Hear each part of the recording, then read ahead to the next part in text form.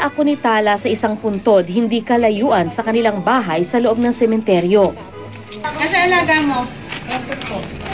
Ito. Ito lang, itong isang to. Ayun. So, baby rin pala siya. Bale, pinanganak ng 2001, namatay siya ng 2004, 3 taon lang siya. Ha? Opo. Bilang tagapangalaga, responsibilidad ni Tala na panatilihing malinis ang puntod ng batang nakalibing dito. Pag dumating siya rito, magbibigay ng 300, magbibigay ng 400. Kuminsan nagdadala ng cake. Cake, mga Jollibee, oo. Tapos, at saka yung mansanas, at saka sangkis. Ino-offer nila sa... Pagka natapos na yung nung kandila, kukunin na niya, kakainin niya.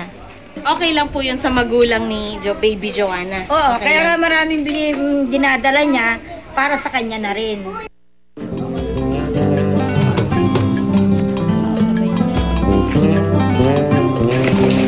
Magandang tanghali po. Ito sa kapitbahay naming maganda, si Mary Ann. Mary Ann. Si Mary Ann, anak ni Nanay Auring, may sari-sari store sa loob ng sementeryo. Ang bahay naman ni Mary Ann, nasa taas ng puno. Malakas po ba itong tindahan nyo? Malakas ang benta? Sino ang mga customer nyo? Mga bumibili sa madaling araw, kape. Okay. Saka yung tinapay na may palaman na peanut. Kayo po, itong inuupuan nyo ho. Itong Nyo ho ba yan? itong inuupuan namin to, alaga naman nung anak kong lalaki. Yung may-ari ho ng puntod, alam niya ho na dito kayo Hindi niya alam na madalang lang naman magpunta rito yun eh. Ako ang naglilinis kasi dito. Dito na nagkaedad si Nanay Auring at dito na rin inilibing ang kanyang mister. Maayos naman ang buhay namin dito eh. Wala akong ligalig eh. Kaya ano na rin ako dito, natutuwa na rin ako kung nandito ako nakatira. Buwan-buwan, may nagbibigay sa amin. Taunan, meron din kaming kita. Ang anak ni Nanay Auring na si Val, isang sepulturero. Hindi lang paggawa ng libingan ang ikinabubuhay niya. Naglilipat din siya ng buto ng mga matagal ng patay. Ang trabahong pinandidirihan ng karamihan, ikinararangal pa niya. Ang kapatid naman ni Nanay Auring na si Norlito, tumutulong sa crematorium. Yung dati yung trabaho dati, yung nandiyan sa labas, tambay, tapos hanggang pumunta ito, patulong-tulong, ganyan. Nabot-abotan nila ako. Ngayon, pihasa na si Norlito sa cremation. Pag binuksan mo yan, automatic iinit na siya. Hindi po, ma'am. Ito po mo kasi, yan. Ito po, pag nakaganyan po yan, pag nasado po yan, buhay po yan. Pag yan inangat po, ang po yan, patay. Kaya po automatic. Tapos yung patay, galing din sa ano? Galing po doon sa loob ng chapel. Galing nakalagayin dyan. Kasi babari yung taon. At ilipas sa kaon.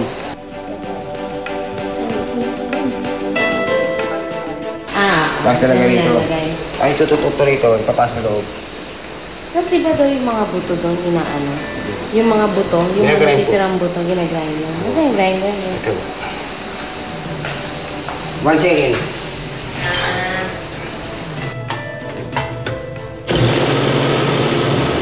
Pag nilagay nyo dyan, madudurog na yon. Magiging parang ash na rin. Sa tulong ng mga namayapa, na itataguyod daw niya ang kanyang pamilya. Ang kanya raw sukli, paggalang sa mga labing kanyang sinusunog. Lagi lang sa likod. Sinasabi ko, kasi mo, trabaho lang to ha. Hindi ko lang kagustuhan to. Gusto ng pamilya to. Isa sa mga apo ni Nanay Auring, aminadong minsan nang ikinahiya ang kanyang address. Minsan-minsan lang po. Pero hindi rin naman po lagi. Bakit ka nahihiya nung una? Kasi po yung iba po mahilig mang asar eh. Sasabihin po, ay gagawin ko. Ginagano po. Pero iba po hindi rin. Nasama mo na ba yung mga classmate mo dito? Anong sabi nila nung dinala mo sila sa bahay mo? Hindi po sila naniniwala. Tapos pinakat ko po sila sa amin. Tapos sabi nila, baka ano daw po, baka daw po hindi yun yung bahay namin. Nilalako ko lang daw po sila. Ayaw naman nila mo. Sabi ni Teresa, pangarap niyang maialis ang kanyang pamilya sa sementeryo. Kasi po parang hindi po siya dapat pagbahayan. Yung iba po pag dumadalo sila nagagalit. Kasi po sasabihin, ba't dyan kayo nakatira? Ganun po. Pangarap mo makalabas dito? Opo. Tapos po pag nakakaangat ako sa buhay, gusto ko rin po matulungan yung iba nandito. Pag Pasko lang po.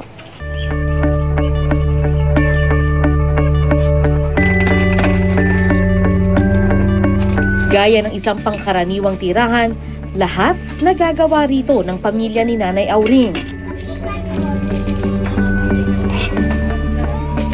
Nang maluto ang hapunan, salo-salo na ang lahat. Ito kami sa babaw ng nicho. Maghahaponan ngayon. Pero dito kasi talaga yung dining area. Oo.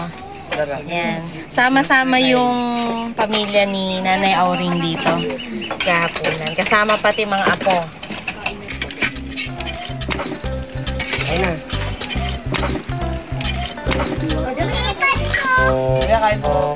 Masaya man ang kwentuhan namin habang naghahapunan, lumilipad ang isip ko. Habang lumalalim kasi ang gabi, napapaisip ako kung saan ako matutulog. Masikip kasi ang treehouse ng pamilya, samantalang napakaluwag naman ng sementeryo.